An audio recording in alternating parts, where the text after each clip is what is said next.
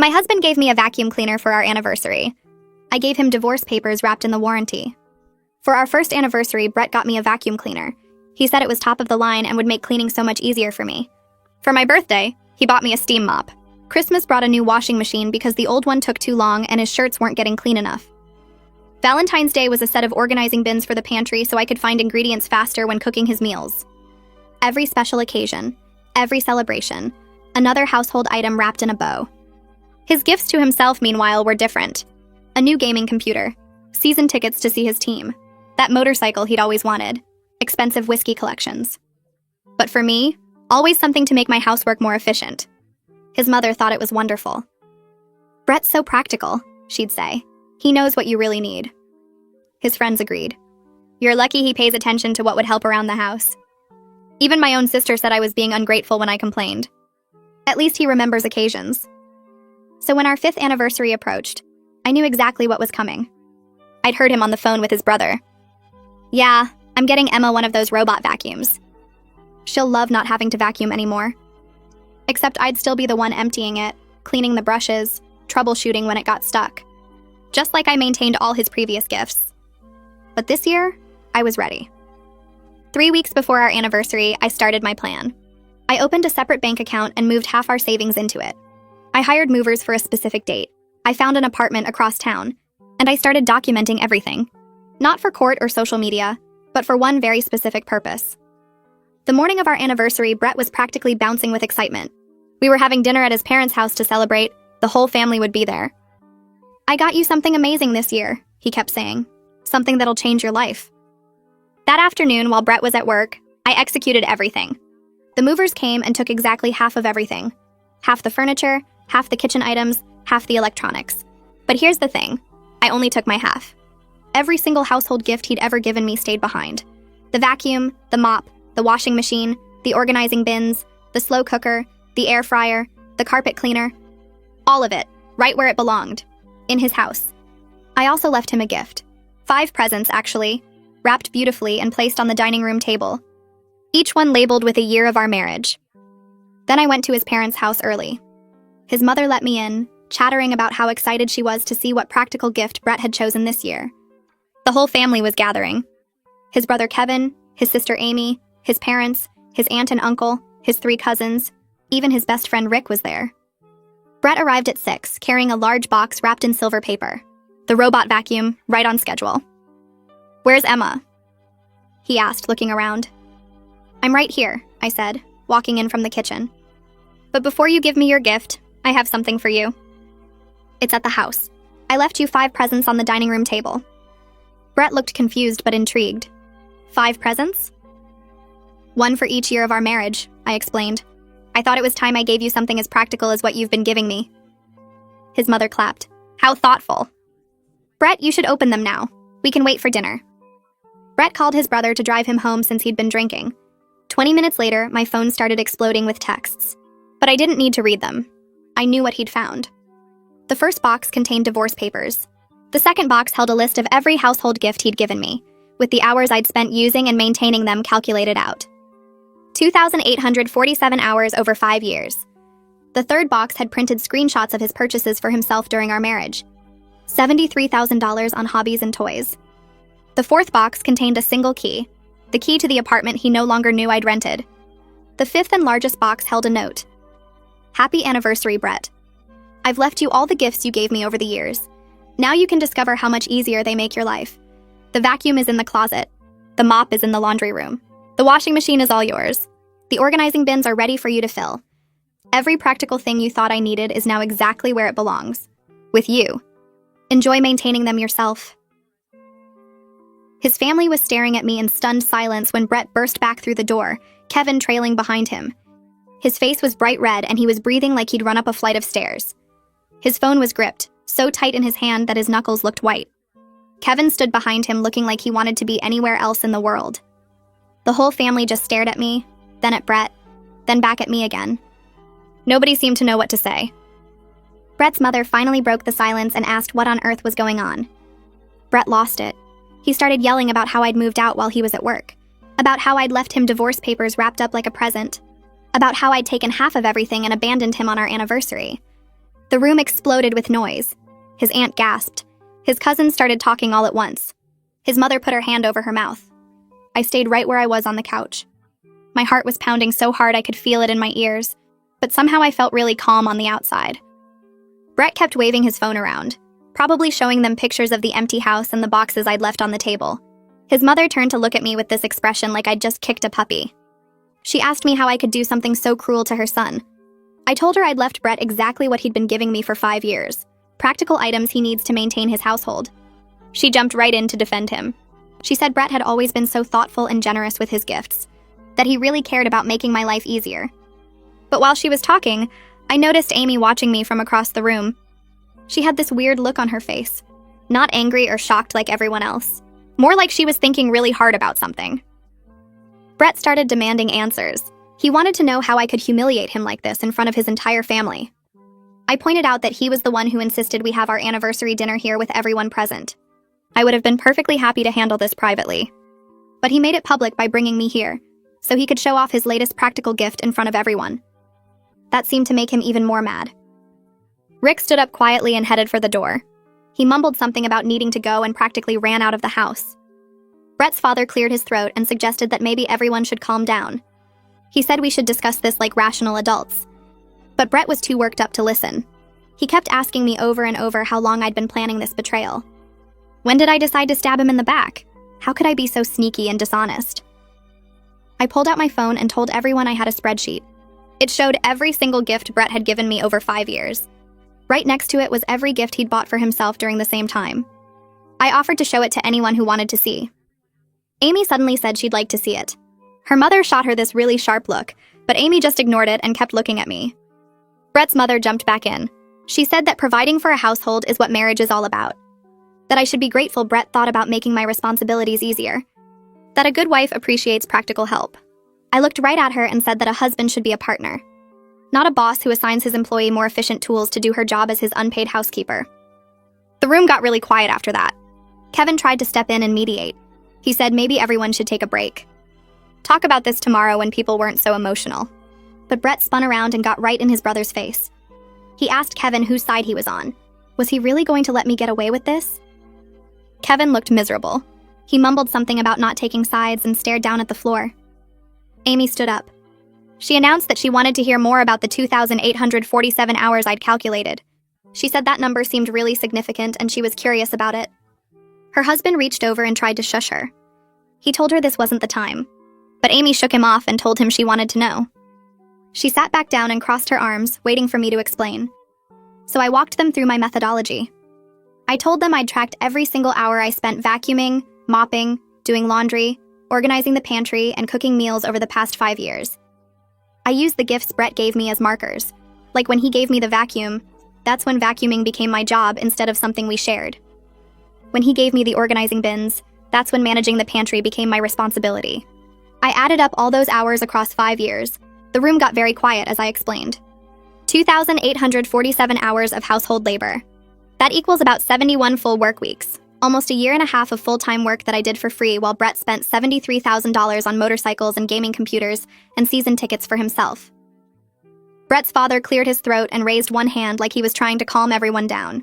He said maybe both sides had good points here, and perhaps Brett and I should talk about this privately without the whole family watching. Before I could respond, Brett's mother cut in and said absolutely not. She pointed at me and said I was being dramatic and unreasonable about the whole thing.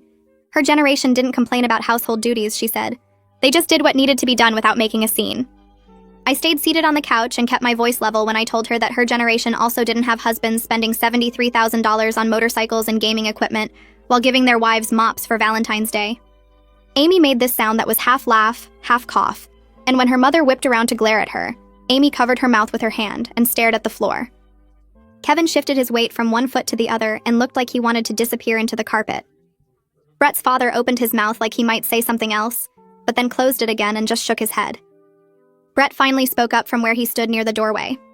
He asked me what I actually wanted from all this. His voice sounded tired instead of angry now, and he spread his hands out like he genuinely didn't understand. I looked right at him and said I wanted a divorce. I wanted my fair share of our assets. And I wanted him to understand that I'm a person, not household staff, but I wasn't holding my breath on that last part. The room went completely silent for about 3 seconds. Then his mother exploded. She called me selfish and said I was throwing away a good marriage over material things. She said Brett worked hard to provide for me, and this was how I repaid him. I turned to look at her and kept my voice steady when I corrected her. I told her I was leaving because Brett had spent 5 years showing me exactly how little he valued me as a person, and I finally started believing him. When someone shows you who they are, you should listen. Brett's mother opened her mouth to respond, but Amy suddenly stood up. She said she needed to talk to me privately in the kitchen right now. Her mother immediately protested and said this wasn't the time for private conversations. But Amy was already walking toward the kitchen, and she looked back at me with this urgent expression on her face. I got up and followed her, leaving Brett and his family in the living room behind us. I could hear Brett's mother saying something sharp, but Amy had already pushed through the kitchen door. Once we were alone in the kitchen, Amy leaned back against the counter and wrapped her arms around herself. She looked at me and said quietly that she got a bread maker for her last anniversary. For her birthday, her husband gave her a new ironing board because the old one was getting wobbly. She'd been telling herself it was fine because her husband was practical too, just like Brett. She said this while staring at the floor, and her voice got smaller with each word. I could see her eyes getting shiny like she might cry, and I realized what I'd done by confronting Brett tonight. I'd cracked something open for Amy that she wasn't ready to face yet. I pulled out my phone and opened a new contact entry. I gave Amy my new phone number and told her she could call me anytime if she wanted to talk. I didn't push or ask questions because I could see she was overwhelmed and trying not to fall apart right there in her mother's kitchen. She nodded and saved the number in her phone with shaking hands. We stood there for another minute not saying anything, and then Amy took a deep breath and said we should probably go back out there. When we returned to the living room, Brett was sitting on the couch with his head in his hands. His mother sat next to him with one hand on his shoulder, and she looked up at me with pure hatred in her eyes. Kevin and his father were talking quietly by the window. The aunt and uncle and cousins had moved to the far side of the room and were pretending to look at family photos on the wall. I walked to the center of the room and announced that I was leaving now. I said Brett could contact me through my attorney for anything related to the divorce. Brett's mother immediately demanded to know who my attorney was. She said it like she was going to call them up and tell them what a terrible person I was, like that would somehow change the legal proceedings. I just smiled at her and headed for the door. I grabbed my purse from the front hall table and pulled my car keys out. Brett jumped up from the couch and followed me outside onto the front porch. He asked if we could please just talk about this like adults without getting lawyers involved. His voice had that pleading tone now, the one he used when he really wanted something. I turned to face him under the porch light and reminded him that I tried talking to him for 5 years. I tried telling him I wanted actual gifts, not household appliances. I tried explaining that I felt like his housekeeper instead of his wife. And he responded to all of that by buying me a steam mop. So I was done talking and ready to move forward legally. Brett started to say something else, but I was already walking down the driveway to my car. I got in, started the engine, and drove away without looking back at the house. Over the next few days, my phone exploded with texts from Brett. The first ones were angry, calling me crazy and saying I'd regret this. Then they turned pleading, asking why I was doing this and couldn't we work it out. Then confused, like he genuinely didn't understand what he'd done wrong. Some of them were long paragraphs about how much he loved me and how he'd change. Others were short and desperate, just asking me to respond. I didn't answer any of them. Instead, I forwarded every single message to Amelia Vaughn, the attorney I'd hired 2 weeks ago when I started planning my exit. She'd been thorough and professional during our initial consultation, and she'd helped me understand exactly what I was entitled to in the divorce. Now she had documentation of Brett trying to contact me directly, despite me telling him to go through my lawyer. The next morning, Amelia called while I was unpacking boxes in my new apartment. She got straight to business and told me Brett had been trying to reach me through multiple phone numbers and even sent emails to my old work address. She asked if I wanted her to send a formal cease and desist letter to make him stop. I thought about it for a minute while I folded a kitchen towel and put it in a drawer. I told her not yet because I wanted to see if he would calm down on his own without making everything more complicated. She said that was fine, but she was keeping records of every attempt he made to contact me. I thanked her for staying on top of everything, and we hung up. 2 days later was my first day at the new marketing job I had lined up before I left Brett. I walked into the office building feeling nervous but also excited in a way I had not felt in years. The company was smaller than where I used to work, and everyone seemed friendly right away. My boss showed me to my desk and introduced me to the team. That is when I met Victoria from the design department. She had bright red hair and wore these chunky silver rings on almost every finger. During the morning meeting, she made a joke about the coffee being terrible, and I actually laughed out loud.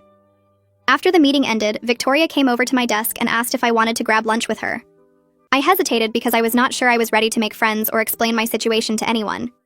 But she had this warm smile and she said the sandwich place down the street was way better than the cafeteria. So I agreed. We walked to the sandwich shop and ordered at the counter. Victoria got turkey and I got chicken salad. We sat by the window and she asked me the normal questions about where I was from and how long I had been in town. Then she asked if I had just moved because she noticed my address on the employee paperwork was really recent. I do not know why, but I just started talking. Maybe it was because she was a stranger and it felt safe. Maybe it was because I had been holding everything in for so long. I told her the whole story while we ate our sandwiches. The vacuum cleaner for our first anniversary.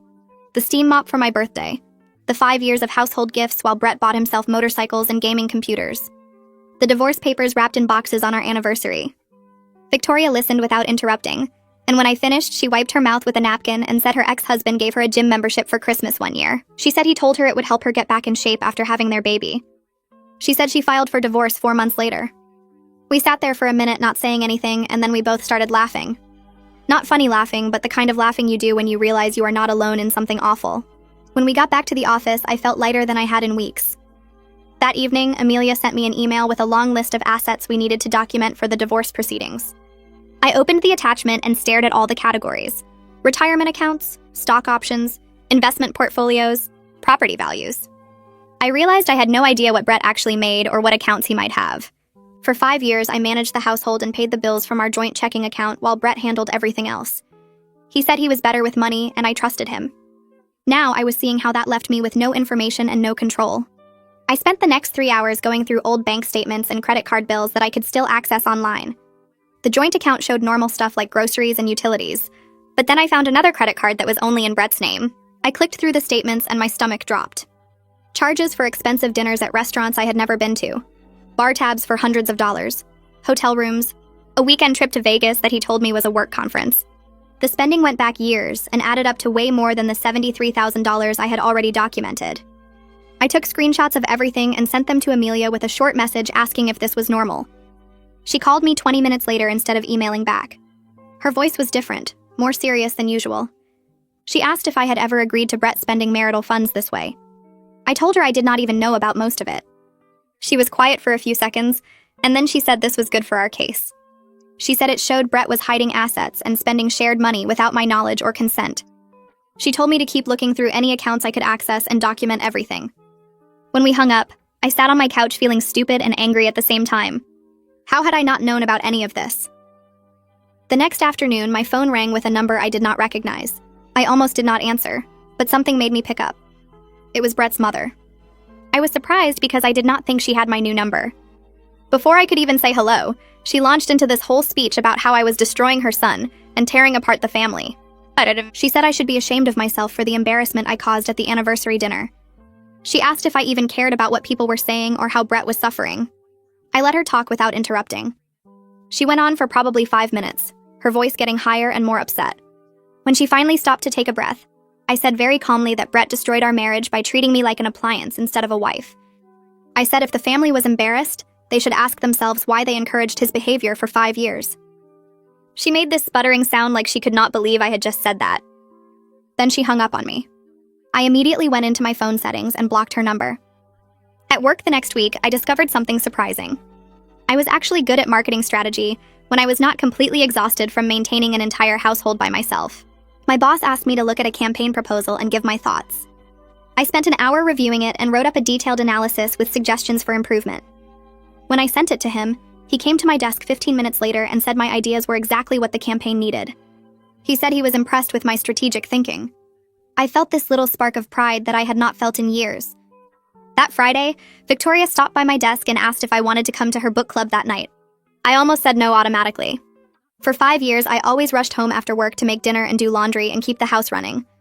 But then I realized I had no reason to rush home anymore. My apartment was small and clean, and there was no one waiting for me to cook their meal. So I told Victoria yes. That evening, I sat in a living room with 5 women I did not know. We drank wine from actual wine glasses, not the cheap ones Brett always bought. We talked about a novel I had actually had time to read over the past week. One woman made a joke about the main character and everyone laughed. Another woman asked what I thought about the ending, and people actually listened when I answered. I looked around at these women drinking wine and discussing a book on a Friday night, and I realized this was what I had been missing. Not the book club specifically, but the feeling of having my own life, of spending time on things that had nothing to do with household management or making someone else comfortable. When I left that night and drove back to my apartment, I felt something I had not felt in a long time. I felt like myself. The woman sitting next to me on the couch set down her wine glass and said she got divorced 3 years ago. Another woman across the room looked up from the book and said she'd been divorced for 5 years. A third woman laughed and said she was currently separated and the papers would be final next month. The fourth woman, the one who'd made the joke earlier, said her divorce was 6 years behind her and she'd never been happier. I sat there holding my wine glass and realized I wasn't alone in this. These women had all reached a point where they decided they deserved better treatment, and they'd actually done something about it. They were sitting here drinking wine and talking about books and living their lives. The conversation shifted to divorce stories, and I mostly listened. One woman talked about her ex-husband who expected dinner on the table every night at 6, but never once cooked a meal himself. Another described how her ex would buy himself new golf clubs while complaining they couldn't afford her gym membership. They weren't bitter or angry anymore. They were just matter-of-fact about what had happened and why they'd left. When I got home that night, I felt lighter somehow, like I'd found proof that leaving was the right choice. 3 days later, my phone rang while I was making dinner in my apartment. It was my landlord. He asked if I knew a Brett Morrison who was downstairs in the lobby demanding to see me. My stomach dropped, but I kept my voice calm and told him yes, that was my soon-to-be ex-husband. The landlord asked if I wanted Brett removed from the building. I said yes, that I had a lawyer handling all communication, and Brett was not welcome at my apartment. The landlord said he'd take care of it and hung up. I stood in my kitchen with my phone in my hand and felt my heart racing. Brett had found out where I lived. He'd actually driven over here and tried to get up to my apartment. I called Amelia and left a message about what had just happened. She called back 10 minutes later and said she'd add this to the file and that it was time to have Brett officially served with divorce papers. The next afternoon, Amelia texted me that the process server had delivered the papers to Brett at his office. She said to expect him to contact me and to not respond no matter what he said. I was at my desk at work when my phone started ringing from a number I didn't know. I almost didn't answer, but something made me pick up. Brett's voice came through immediately, loud and angry. He said I'd embarrassed him in front of his entire department by having him served at work. He said people were asking questions and he looked like an idiot. I hung up without saying a word and blocked the number right away. My hands were shaking, but I felt strangely calm. He was upset about being embarrassed at work while I'd spent 5 years being treated like hired help. I went back to reviewing the marketing campaign on my computer screen. That evening, my phone buzzed with a text from Kevin. He asked if I was okay and said he was sorry about everything. I stared at the message for a while before responding. I told him I was fine and thanked him for checking in. He texted back saying Brett had always been selfish, but Kevin never thought it was his place to say anything. He said he wished he'd spoken up sooner. I told him I appreciated that, but it wasn't his responsibility to fix his brother's marriage. Kevin said he understood and that he hoped I was doing well. The conversation felt awkward but genuine. At least one person in Brett's family seemed to get it. 2 days later, I sat in Clarence Vaughn's office while he pulled up spreadsheets on his computer. Amelia had set up the meeting and explained that her husband was a financial advisor who helped clients understand their assets during divorce proceedings. Clarence was patient and kind as he walked me through bank statements and investment accounts. He explained things I should have understood years ago about retirement funds and tax implications. I felt embarrassed that I'd let Brett handle all the finances while I focused on keeping the house running. Clarence said it was common and that I shouldn't feel bad about it. He said the important thing was understanding everything now, so I could protect my interests going forward. I took notes and asked questions and felt grateful that Amelia had connected me with someone who actually wanted to help. Clarence went quiet while looking at something on his screen. He asked if I knew Brett had a retirement account through his company. I said I thought we just had the joint savings account. Clarence turned his monitor toward me and showed me statements for an account I'd never seen before. Brett had been putting money into this retirement fund for the entire 5 years of our marriage. Clarence clicked to another screen and showed me stock options from Brett's company that had significant value. He said I was entitled to half of everything that had been accumulated during our marriage. The numbers on the screen were way higher than I'd expected. I'd thought I might walk away with a few $1,000s and my personal stuff. Clarence was showing me that I was owed tens of thousands. The next week, Amelia called me at work. She said Brett's attorney had sent over a settlement offer. I could hear something in her voice that sounded like amusement. She read me the offer. Brett was willing to let me keep my personal belongings and my car. He'd give me $5,000. That was it. Amelia actually laughed when she finished reading. She said we'd be sending back a counteroffer based on the actual marital assets Clarence had documented. She said Brett's attorney was either incompetent or hoping I was too naive to know better. I told her to send whatever she thought was fair. Amelia said she'd have something drafted by end of week and that I shouldn't worry because we had documentation of everything. Saturday night came and I sat alone in my apartment with takeout food and a movie on my laptop. The apartment was quiet. Nobody was going to come home expecting dinner. Nobody was going to leave dirty dishes in the sink for me to clean. Nobody was going to ask me to pause my movie so I could find something for them. I should have felt relieved. Instead, I felt this weird doubt creeping in. Maybe I had overreacted. Maybe Brett was just clueless about how to be a good husband. Maybe if I'd explained things differently, he would have understood. Then I remembered the spreadsheet I'd made. The $73,000 Brett spent on himself while giving me cleaning supplies for every special occasion. The 2,847 hours I'd spent maintaining all his practical gifts. The way he'd looked genuinely confused when I left him divorce papers. He wasn't clueless. He just didn't think my time or feelings mattered as much as his comfort and hobbies. I finished my takeout and went back to watching my movie. My phone rang on Tuesday evening. Amy's name showed up on the screen. I answered and heard her voice shaking. She said she'd confronted her husband about their anniversary gift pattern. She'd asked him why she always got household items while he bought himself whatever he wanted. He'd gotten mad and said she was influenced by my feminist nonsense. Amy said they'd had a huge fight and now they were going to marriage counseling. She said she didn't know if her marriage was going to survive. I felt terrible. I told her I was sorry for causing problems in her relationship. Amy cut me off and said I hadn't caused anything. She said the counselor had already helped her see problems that had been there all along. Her husband expected her to do all the cooking and cleaning and childcare while also working full-time. He bought himself new tools and electronics but complained when she wanted to spend money on herself. The counselor said those were signs of an unequal partnership. Amy's voice got stronger as she talked. She said counseling was painful but necessary. She thanked me for helping her see that she deserved to be valued as a person and not just as a wife and mother. I told her I was proud of her for standing up for herself. Amy said it was scary, but she felt more like herself than she had in years. After we hung up, I sat on my couch and thought about how one vacuum cleaner had set off a chain reaction that was changing multiple lives. Monday morning, I walked into the office and found my boss waiting by my desk.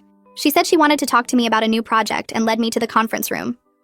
A major client was looking for a marketing team to handle their product launch, and my boss wanted me to lead the pitch. I stared at her for a second because I'd only been at this job for 2 months. She smiled and said I'd shown more drive and fresh ideas in those 2 months than some people showed in years. She said she trusted me to handle it and the pitch was scheduled for Friday. I spent the week preparing and realized something strange was happening. I had energy I didn't remember having before. Ideas came easily, and I stayed late working on the presentation without feeling tired or angry about it. At home with Brett, I'd always been exhausted from maintaining the house and managing his needs and dealing with his complaints. Now I was working harder than ever, but I felt awake and excited instead of drained. Friday came and I walked into the pitch meeting with Victoria handling the design elements while I presented the strategy. The client asked tough questions, and I answered everyone without hesitation. They said they'd let us know their decision by the end of day. 3 hours later, my boss called me into her office and said we got the account. Victoria grabbed my arm in the hallway and insisted we had to celebrate. We went to a restaurant downtown and ordered appetizers and drinks, and I found myself laughing at her stories about previous client disasters.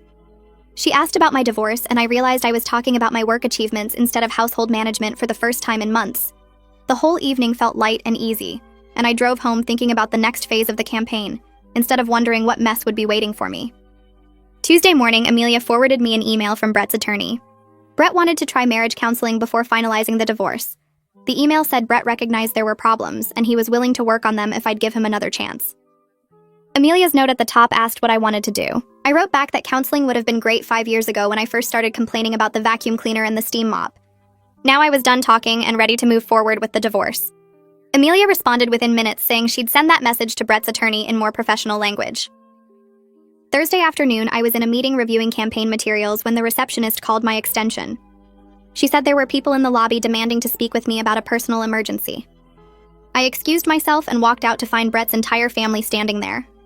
His mother was in front with Brett's father beside her, and Kevin and Amy hovering behind them looking uncomfortable. Brett's mother started talking loudly about how I needed to stop this divorce nonsense and come home where I belonged. Other people in the lobby were staring, and I felt my face get hot.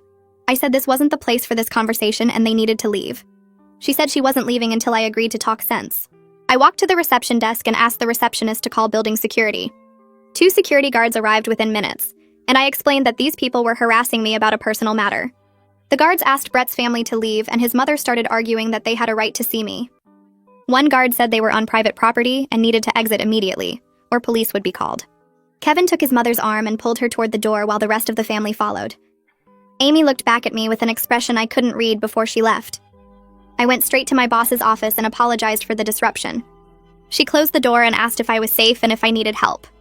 I explained the divorce situation and the family harassment, and she said the company would support me completely. She said if they showed up again, security had instructions to call police immediately.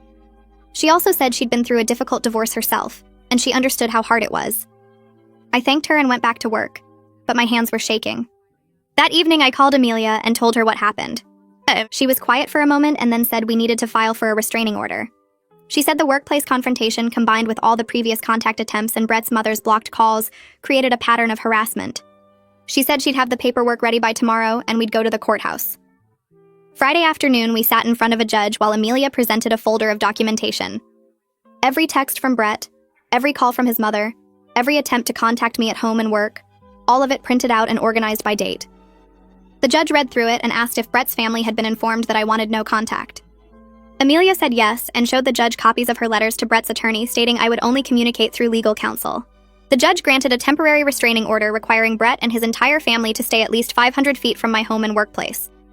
Brett's attorney called Amelia later that day, and she said he was furious.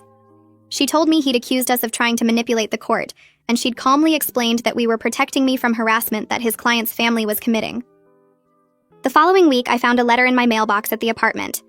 It was from Brett's aunt, the one who'd been at the anniversary dinner. She said she'd been thinking about what I said that night about being treated like household staff instead of a partner. She said she was sorry for not speaking up because she'd always thought Brett's gift choices were thoughtless, but she'd convinced herself it wasn't her business. She said watching me walk away that night had made her think about her own marriage and the things she'd been accepting for years. She wasn't excusing Brett's behavior, but she wanted me to know that at least one person in his family understood why I left. I read the letter twice and then put it in a drawer. It was kind of her to reach out, but it didn't change anything about my decision. 3 weeks later, I sat in a conference room at Amelia's office for the divorce mediation session. Brett and his attorney were on one side of the table, and Amelia and I were on the other. Brett looked terrible. He'd lost weight and had dark circles under his eyes, and his shirt looked wrinkled like he'd slept in it. Part of me felt bad seeing him like that until he opened his mouth. The mediator introduced herself and explained the process and asked if everyone was ready to begin. Brett's attorney said they were ready, and Amelia said we were too. The mediator turned to Brett and asked him to start by explaining his perspective on the marriage and what he thought was fair. Brett leaned forward and asked if I was really going to destroy him financially over some household gifts. His voice was angry and bitter, and I felt Amelia tense beside me. I said calmly that I wasn't destroying anyone. I was claiming my legal share of marital assets, and if he felt destroyed, it was because he'd spent 5 years taking me for granted while spending our money on himself. His attorney put a hand on Brett's arm and whispered something, but Brett ignored him. The mediator asked Brett to explain what he meant about household gifts, and he said he'd been trying to be a good husband by helping me be more efficient with household tasks. He said he'd spent good money on quality appliances that made my life easier, and he didn't understand why I was so angry about it. Amelia kicked me under the table because I'd started to smile at the absurdity of what I was hearing. Brett genuinely seemed to believe that buying me cleaning supplies while he bought himself motorcycles and gaming equipment was him being helpful. The mediator asked if he understood that his wife might have wanted different kinds of gifts for special occasions, and Brett said he'd been practical and focused on what we actually needed. I couldn't stay quiet anymore, and said what we'd actually needed was a partner who valued me as a person, instead of as unpaid household staff. Brett's attorney jumped in and suggested we take a short break, but the mediator said we should continue. She turned to Brett and asked what he thought a fair settlement would be.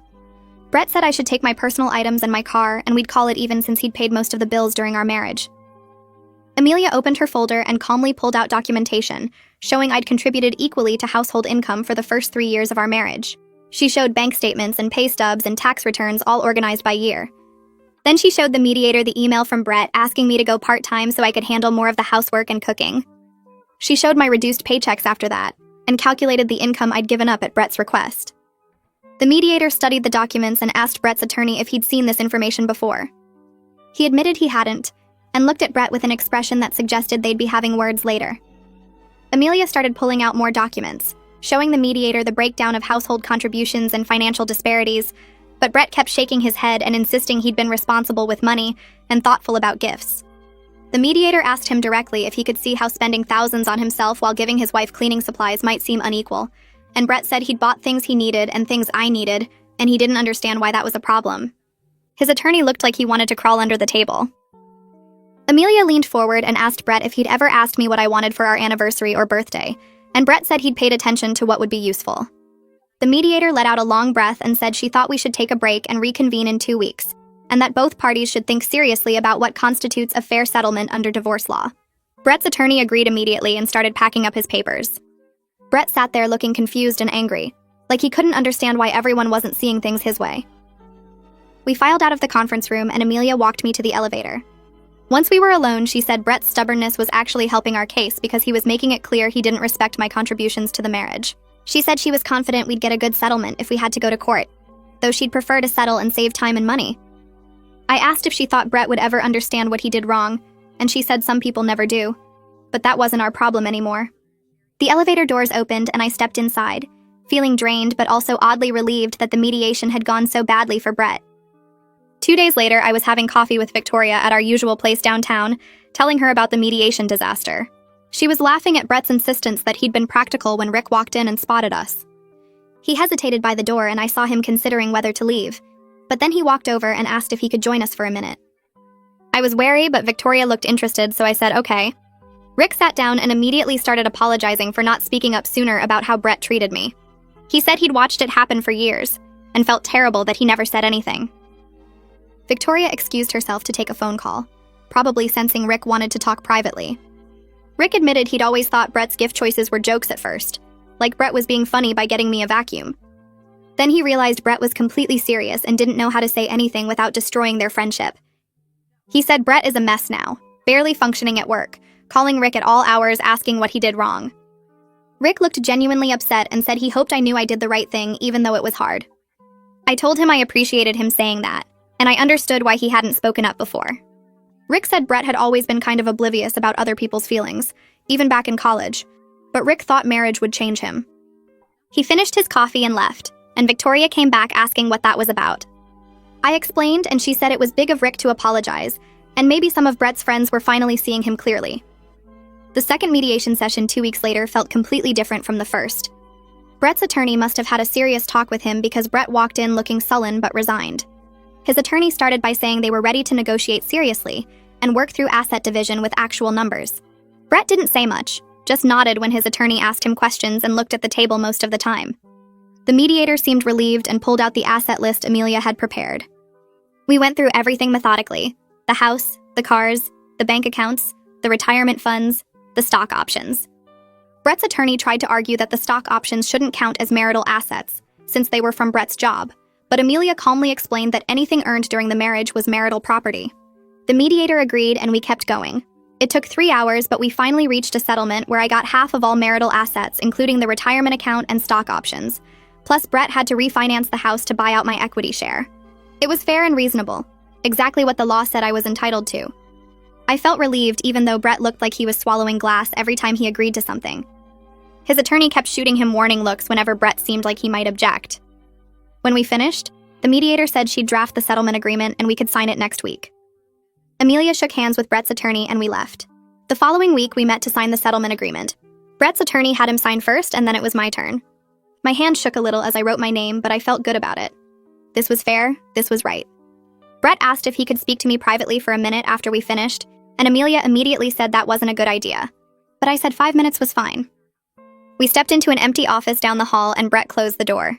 He said he genuinely didn't understand what he'd been doing wrong and he was sorry. But the way he said it sounded more like he was sorry about losing half his assets than sorry about how he'd treated me. I stood there waiting to see if he'd say anything else, anything that showed real understanding, but he just kept talking about how he'd thought he was being a good husband by being practical. I told him I hoped he learned something from this for his next relationship, and I meant it. He deserved a chance to grow even if it was too late for us. Brett asked if there was any chance we could try again someday, maybe after some time apart, and I told him no. That ship had sailed, but I did wish him well in figuring out how to be a better partner. He looked sad but nodded and opened the door. Amelia was waiting in the hallway and we left together. 6 months after I left those wrapped boxes on our dining room table, I stood in a courtroom watching a judge sign the final divorce papers. The whole process had taken half a year of paperwork and waiting and legal procedures, but now it was done. I felt a weight lift that I didn't fully realize I'd been carrying. The judge handed the papers to the clerk and said we were officially divorced. Brett wasn't even there. His attorney had handled everything. I walked out of the courthouse with Amelia, and she congratulated me on starting my new life. I thanked her for everything she'd done, and she said I'd made it easy by being organized and reasonable. We said goodbye on the courthouse steps, and I drove to my apartment, windows down, music playing, feeling free. That evening, Victoria came over with a bottle of wine and helped me hang the expensive piece of art I'd bought to celebrate my divorce. It was a painting of a woman standing alone on a cliff overlooking the ocean, and it served no functional purpose except making me happy when I looked at it. We stood back admiring it, and Victoria said it was perfect. I poured us both wine, and we toasted to new beginnings, to being valued, to choosing ourselves. The apartment was small, but it was mine, filled with things I'd chosen because I liked them, not because they made housework easier. Victoria asked what I was going to do next, and I said I was just going to keep living my life, working, making friends, being happy. She clinked her glass against mine and said that sounded exactly right. 2 weeks later, my phone rang while I was unpacking books in my apartment, and Amy's name appeared on the screen. I answered and heard her voice crack as she told me she and her husband were separating. She sounded sad but also lighter somehow, like she'd been holding her breath for years and finally let it out. She said she was moving into her own place next month and figuring out who she was outside of being someone's wife and mother. Then she thanked me for what happened at the anniversary dinner. Said watching me stand up for myself gave her the courage to look at her own marriage honestly. I told her I was proud of her and she could call me anytime. And after we hung up, I sat on my couch surrounded by half-unpacked boxes and felt grateful that something good came from that terrible night. At work the following week, my boss called me into her office and I walked in nervous, wondering what I'd done wrong. Instead, she told me I was promoted to senior marketing strategist with a big raise. She said I'd shown incredible growth and leadership in the months since I started, that my ideas were sharp and my execution was flawless. I thanked her and walked back to my desk in a daze, and that's when it hit me. Leaving Brett didn't just free me from vacuuming and mopping and organizing his pantry. It freed me to become the professional I was always capable of being, the person who had energy left over after work to actually think and create, instead of coming home to a second shift of household management. 6 months after the divorce was finalized, I met Victoria and some other friends for dinner at a new restaurant downtown. We were laughing about something when one of the women asked if I was dating yet. I laughed and said I was too busy enjoying my own company and building my career, but maybe someday when I met someone who saw me as a partner instead of a household manager. Everyone nodded and the conversation moved on, and I realized I meant it. I wasn't lonely or bitter. I was just content being myself for the first time in years. On what would have been our 6th anniversary, I sat in my apartment surrounded by art and books and plants I'd chosen because they made me happy.